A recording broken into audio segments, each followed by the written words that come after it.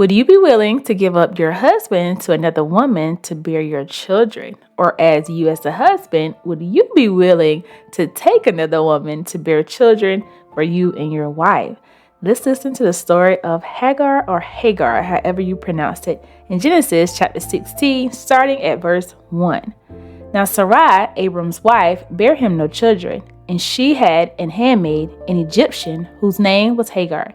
And Sarai said unto Abram, Behold now, the Lord hath restrained me from bearing.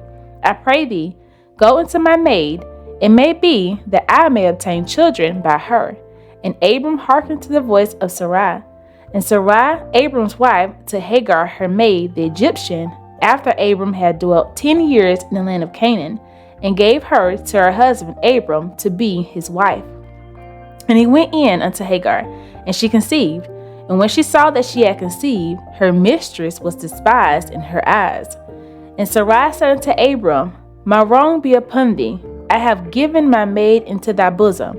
And when she saw that she had conceived, I was despised in her eyes.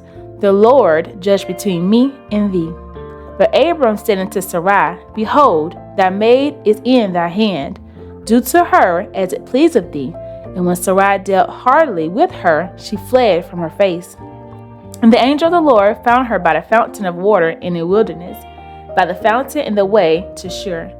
And he said, Hagar, Sarai's maid, whence camest thou, and whither wilt thou go? And she said, I flee from the face of my mistress Sarai.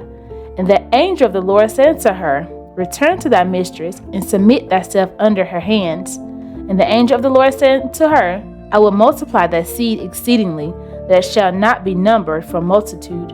And the angel of the Lord said unto her, Behold, thou art with child, and shalt bear a son, and call his name Ishmael, or Ishmael, because the Lord hath heard thy affliction. And he will be a wild man, his hand will be against every man, and every man's hand against him. And he shall dwell in the presence of all his brethren. And she called the name of the Lord that spake unto her, Thou God seest me.